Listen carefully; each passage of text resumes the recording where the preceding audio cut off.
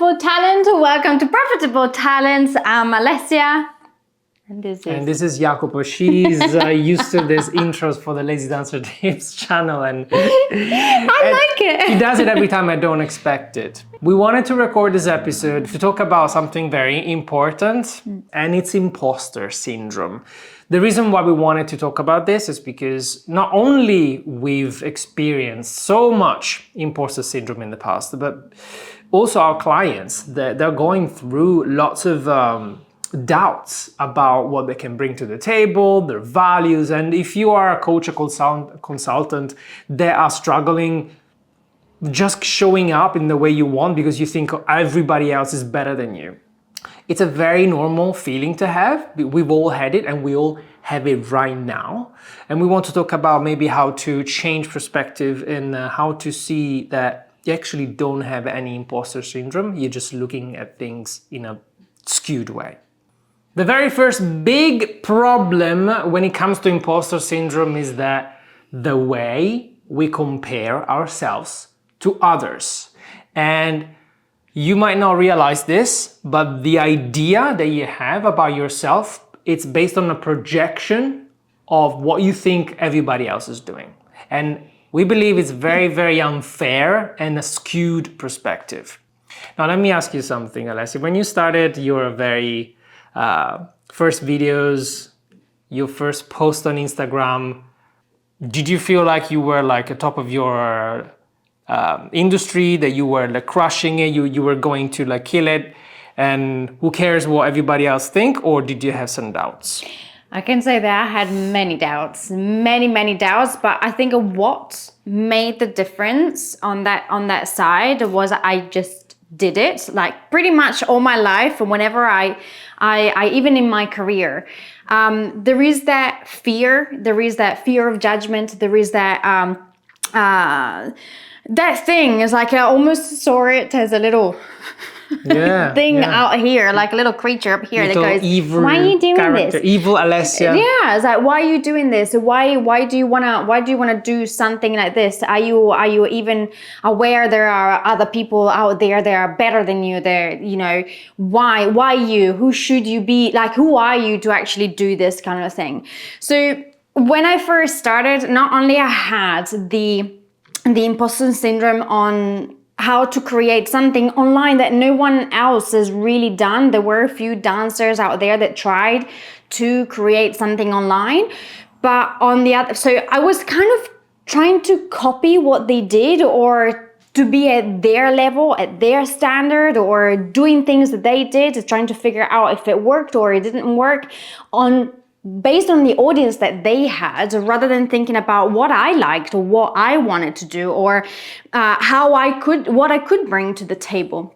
And as I said, something like this little evil person that I had on my shoulder kind of came from my career and everything that I had in the ballet world. And unfortunately, it was very much comparing each other, and it was very much in a studio looking at over each other's shoulder. As much as we cared about each other, there was always like, mar sua vita mea, meaning if you got injured, it was my chance to actually get on stage, and I had to prove that I was better than someone else in order to get the role, or like, there was always that kind of competition and trying to prove yourself that you were a little bit better, rather than saying, okay, that person is injured, I'm taking over that role for the night or the week. But what I was trying to do was trying to recreate what the other person was doing, rather than saying, I'm bringing the same role, I'm going to do it in a very different way because it's me. I move in a different way. I create shapes and movements in the story in a very different way because I'm never going to be that person. So when I started Lazy Dancer Tips, I had that in mind, almost like I had to recreate something that someone else had already created. And I think if I could go back on my side, I would just close yourself in a room, come up with your ideas and your things and the way you want to share it, and don't look at anyone else out there. Because I think that is that is the key. Like there's a lot to unpack there. I think, yeah. but just feeding off to what you're describing, you were trying to get your place on stage, and the stage is a limited space. It's not an infinite stage. There's only so many dancers that can fit into a show and a specific act, right? Totally. And because you are replacing somebody, you want to be that person because you know the audience will accept that. It's almost like we are coming from a place of scarcity and that we are not right for the role in a way, right? And that's all projection. Like you are thinking this is all happening in your mind. Like when we want to share a message on social media, when we want to even decide on pricing of a product, when we want to come up with our own product itself, like how should I create it? What should be in there? We never trust our guts as the first step if we don't come from a place of abundance where everybody would need input from everybody else. There is space for everybody in the market, especially. It's not a show, it's not a competition. It's more like, how can I be more of myself? And the big problem with this, especially when we are not sure exactly about maybe a new offer, maybe stepping into a new niche, into a new market, it's we compare our back end, because we know everything about our business, with the facade of everybody else. I think this Amy Porterfield said this once in a podcast, and I really remember that really being a powerful message, because you have no idea what's going on in the back end in anybody else's business. You know how much money they claim they've made, but that you don't know how big is their list, if they've spent almost as much in ad spend, if they've been helped by partners that actually made more money than them. You don't know if they're actually making profit. You have no idea. And since you have no idea, your perspective on what others are doing in comparison to what you're doing is completely wrong. So I just want you to change perspective that you have no idea what everybody else is doing. And it's so much better to focus on your own lane. And if nobody's done what you want to do before, in terms of maybe creativity in your content, maybe in the way you speak, in the way you deliver your message, maybe if it feels good to you, maybe that's the way you should go for. And who cares what everybody else has done? If you want to be a clone of somebody, you always feel like you're comparing because you don't know where you stand. But if you ignore that completely, and that takes guts, because it's not something that you probably have innate in you, but it's a muscle. It's a muscle that you can train. And if you could go back in time, would tell yourself, you know what, I know that you want to be perfect. I know that you want to do the right thing.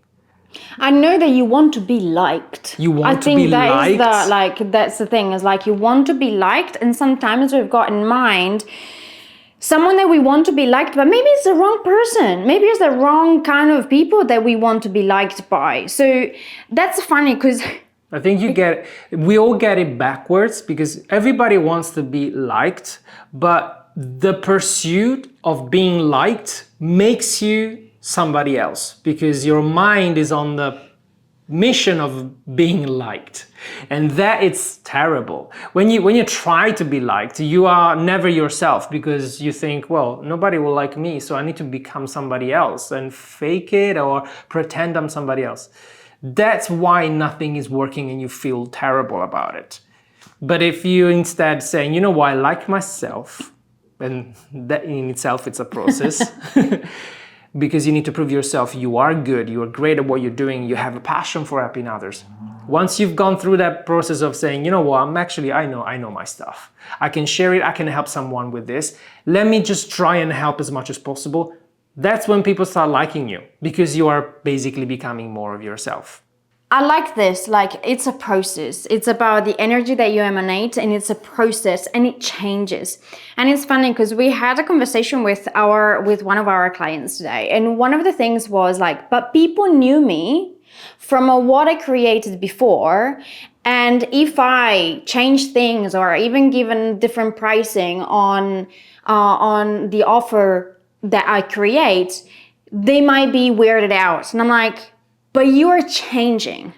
the fact that you're changing, everything is moving forward, your business is moving, the way you emanate that energy changes, the way you attract people changes, and also based on the way you change, the people that you attract changes as well. So it's a beautiful thing that to think that we are not static.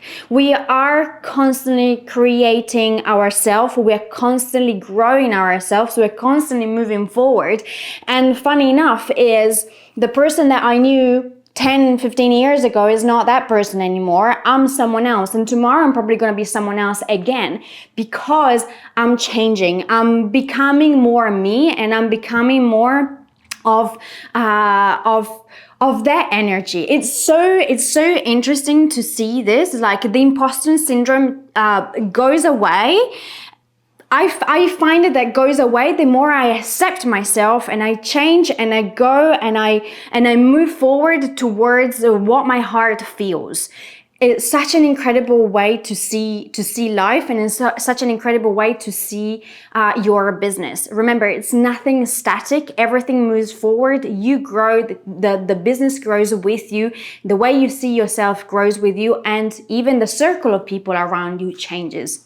For us, it's always been, well, for me, it's always been following the book, follow what everybody else has done, learn the rules of the game, and then see what happens. And we've had an amount of success with that. But we hit a glass ceiling because at some point you need to stop listening everybody else and listen to yourself. That step has been a massive transformation for us, because that's when you tap from the biggest source of wisdom of the entire universe, which is your own being, which is the thing that you feel all the time. I know that you might not trust yourself now, but if you give it a chance, you don't have to go through all of the single iterations of following the guru number 1, and then that doesn't work. Guru number 2 and 3 and 4 and 5 until you realize, actually, what would I do? You know, this is as much as it takes. If you get the courage. If you get the courage to say, you know what, screw the gurus, I'm gonna do what feels good, and let's see what happens. That is gonna give you so much power. And I'm following everybody because I don't want to know what they're doing, because I need to be myself as much as possible. I personally came from a process where I felt like I was following and I was, as I said, pleasing or creating myself in a way that wasn't me. And I felt constantly trapped within the box until I said, you know what? I don't have to do anything that I don't like. I don't have to please anyone else. Yes, I will rub few people's nerves because the way I am. But I don't care. I've got other people that absolutely find everything that I say, do as inspirational. So that is where I want to go, and trying to concentrate more on me and what I can bring to the table and who I am that can inspire others. I love that this transitions perfectly into the second point I had in mind, because why do we behave like that? Like, why do we always feel like we want to please people? Why do we trap ourselves into a business that it becomes a spaghetti monster, and maybe we don't even charge what we're worth? What is the cause of all of that? And it's a rhetorical question, because we've done a lot of work on ourselves as well, and we dug deeper, and we found that the reason for that is my second point of this episode, is that because it's our programming that's running our life and our business, not us. Our programming, meaning all of the influence that we gained in childhood, that we gained from our family, from our friends, from our environment. And that's the cause of our behavior, but it doesn't mean that we like behaving that way. It just happens to us. Like, for example, the first time we created our first digital product, what was your mental process on how much we should charge for that? Definitely wasn't on the value that I could provide people with. Definitely wasn't on the value I I thought for myself, I really considered myself very low and basic, and I think I did a disservice to myself and to who I was, and to like thinking about it now, like if I could kind of shake myself and go, you're worth more than that in life.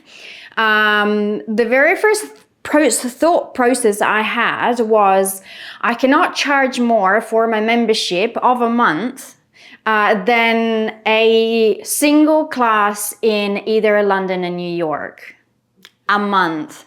And we're talking about 10 bucks. No, so it's 10 pounds. It used to be 10 pounds, around 10 pounds in London, 8 pounds, 10 pounds in London. And I think in New York for a class is around $20, $25, something like around that. And obviously you are in a room filled with, sometimes it gets to up to 50 people in a room, which is ridiculous because you're crammed and you're getting your class, but you're not getting the value that you should get, by being in a studio, being around. The teacher just does the class and that's it. So on my thought was like, I can help students around there or dancers and have more value if they come and pay less. I'm like, that was silly, because the amount of stuff that I created in that membership was way more than the value of the price of one class in London. They could have me, they could have access to me.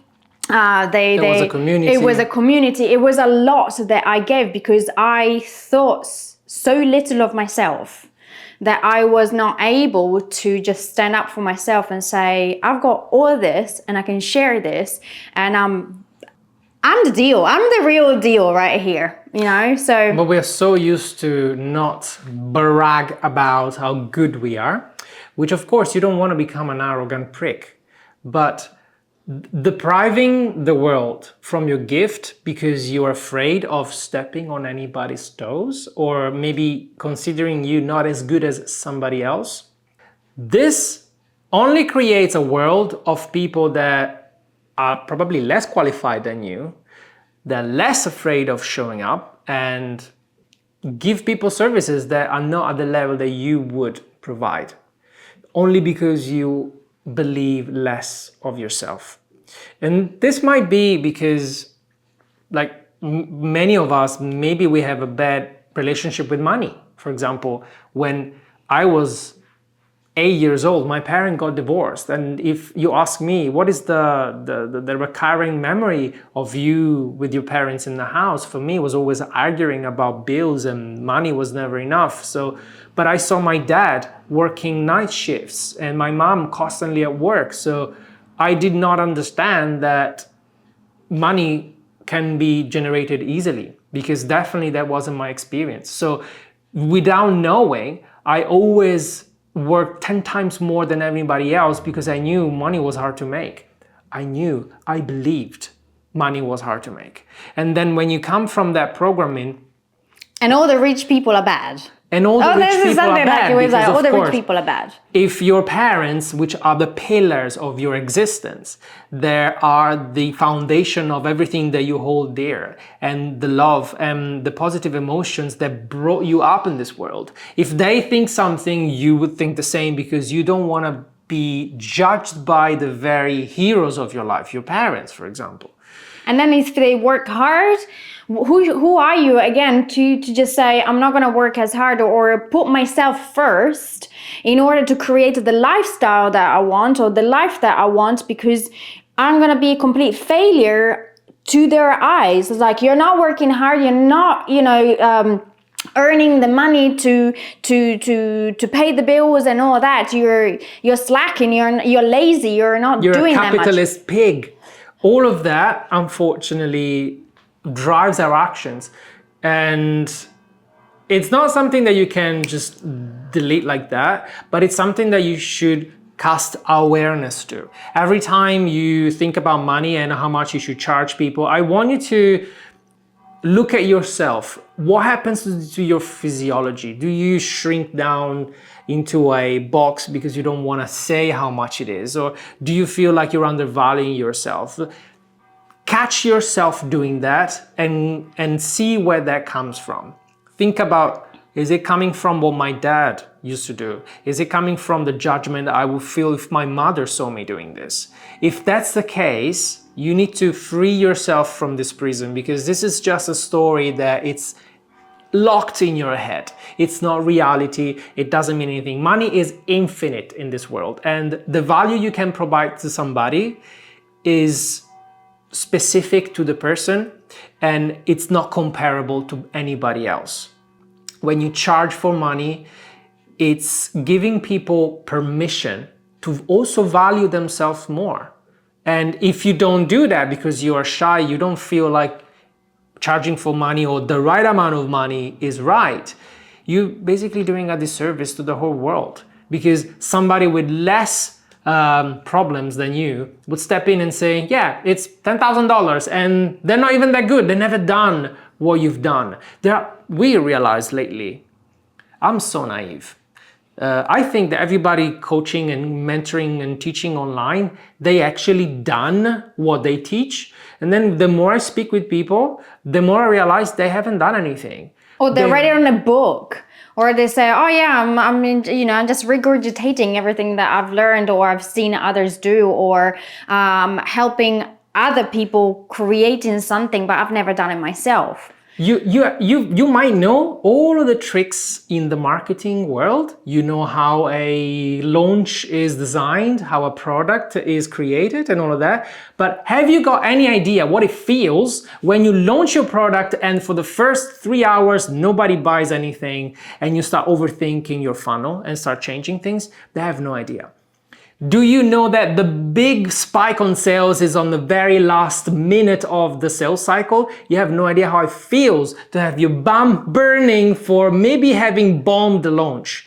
You have no idea when somebody wants a refund because they didn't like the service for whatever reason. They don't know how it feels to feel rejected that way from something you created.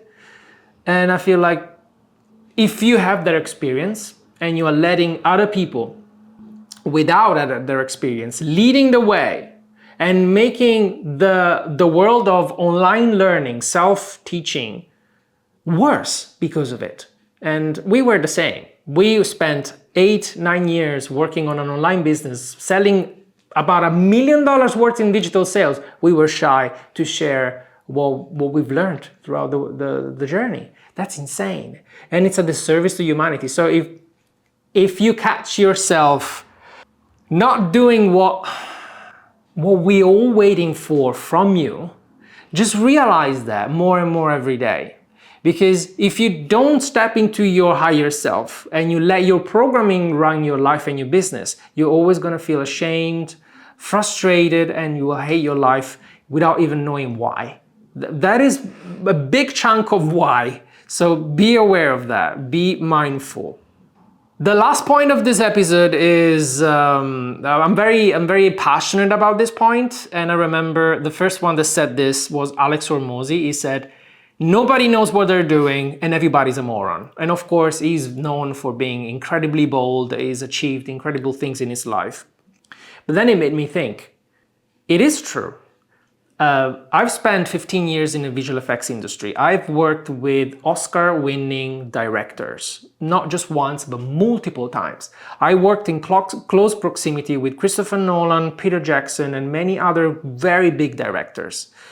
Nobody knows what they're doing. It's so true. I've been part of teams where the most important people at the top, they had no idea what they wanted and how to achieve it, and they had completely unreasonable idea on what could be done.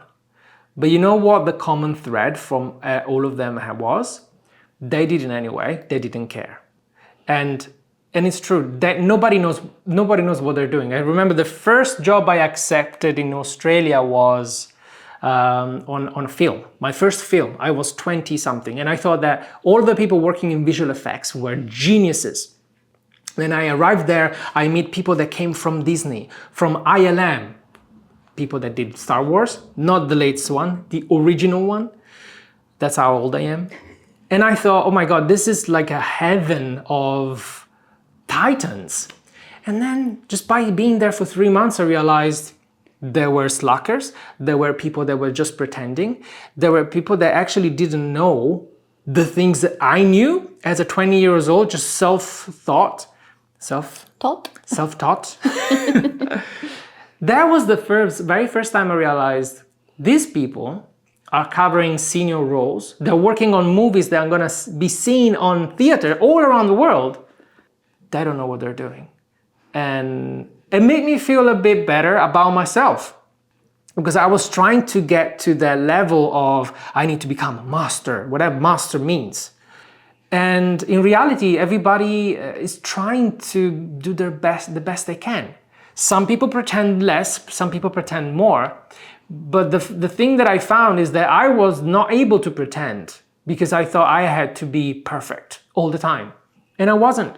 I didn't tick any boxes. I wasn't good at anything specific. I could not speak the language properly. I didn't know how to code, for example. I didn't know how to be perfect technically, but I had so many other skills that I was completely taking for granted that I realized 15 years in the career was exactly the things they were looking after in terms of hiring process. And without even knowing, thinking about myself as a fraud, I was put in charge more and more of teams just because I was doing good work. And then when we stepped into our online business environment, I realized that if I compare myself to others thinking they got it all figured out, I'm going to make the same mistakes. And Alessia, were you in a similar journey? Like, did you think you had to be perfect to just be able to teach anything to anybody else? Or how did you approach your stepping into serving others? Because when you do a career, you're doing it for yourself in a way. It's kind of like the self-development process because you're trying to be the best for yourself. Of course, you're working for a company, but you're trying to be the best you can be. But when you step into coaching, especially online where you don't even see the other person most of the times, how did you feel about that? Did you feel like you have to be better, or what did you do?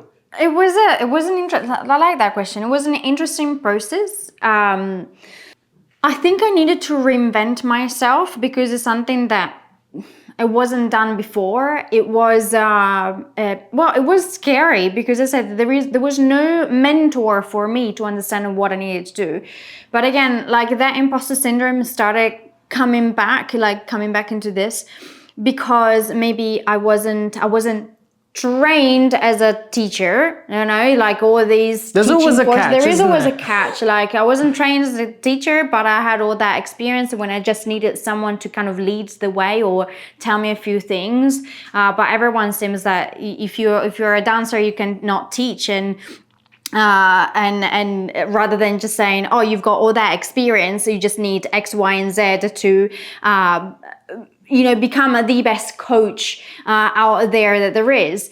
But I think what I understood is just also being humble and saying, I'm not the best. I might not be the best teacher out there, especially there's so many good people out there. There's so many incredible people out there. And that goes back into who am I? What do I do? What do I like doing?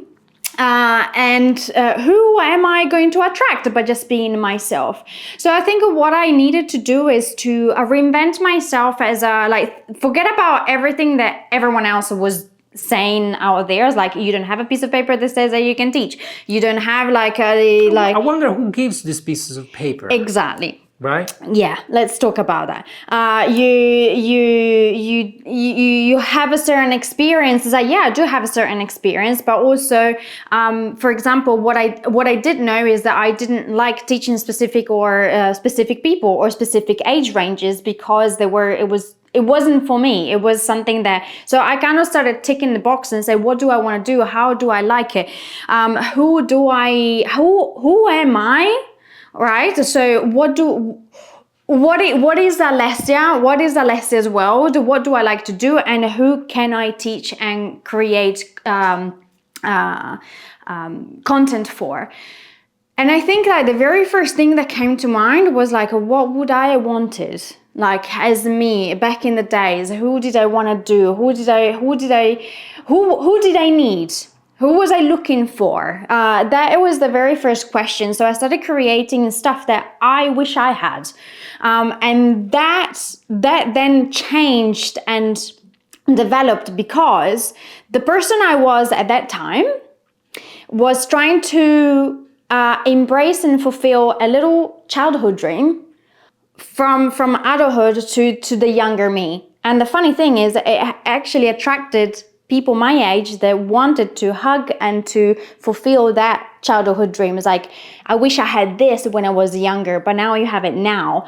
And that started attracting those people. So I think the more you are out there and you are yourself and you create content and you create your business to look like you and to be like you and to evolve like you, I think you are so far ahead than many more. And to just, I know it's really hard, and I keep going back to this. It's almost like you need to delete everyone from your whoever you're following, and follow your guts and follow yourself and follow what your heart says, because the more you become you, the more secure within what you want to do, who you want to serve, and the lifestyle that you want to live is going to be materialized in front of you, rather than just thinking about, who can I be? What can I do? But that person is doing. Imagine if all these directors decided, they thought I need to do a movie that is better than the other one out there, and I need to put a creative something images out there that are better than that person, because it would have been like a fight for no reason to just. There are directors that try to do that, but what everybody happens? suffer because the film becomes terrible. The whole team doesn't have direction, and the product is just mediocre. But people like, for example, Christopher Nolan, when you work with him, he knows exactly what he wants in terms of feeling, but he doesn't know exactly the details. So he's relying on the team to fulfill the vision. I like that. It doesn't mean that he knows everything, which is what I believed in the beginning. Like, these people in charge, they know everything and they'll guide us. But I could never find these people. Actually, they were really, really rare. I remember when we went in New Zealand working with Peter Jackson. Peter Jackson created Lord of the Rings, right? It's one of the most famous franchise series in the entire history of cinema.